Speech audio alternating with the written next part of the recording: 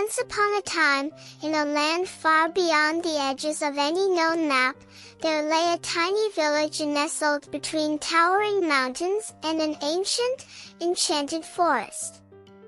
In this village lived a young girl named Alara, whose heart was as pure as the crystal-clear waters of the village well.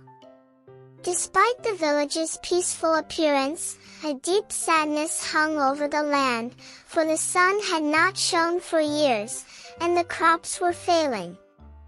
The villagers were losing hope, and without the warmth of the sun, the world seemed to be withering away. Alara, however, refused to give in to despair. Every night, as she gazed up at the starless sky, she whispered to the moon, believing it to be the keeper of lost dreams. She would tell it stories of a time when the sun shone brightly, and flowers bloomed in every corner of the village. Though no one else believed, Alara held on to a hope that someday the sun would return. One evening, while walking through the forest, Alara came across a wounded bird with feathers that shimmered like gold. It was unlike any bird she had ever seen, and its eyes held a deep sadness that mirrored the village's gloom.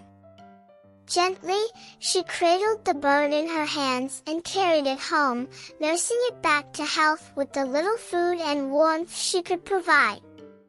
As days passed, the bird grew stronger, and one morning, as the first rays of dawn should have touched the earth, the bird began to sing. Its song was soft at first, but as it continued, the melody grew louder, filling the air with a warmth and light that Alara had only dreamed of. The villagers, drawn by the music, gathered around Alara's small cottage, their faces lifting with the first glimmer of hope they had felt in years.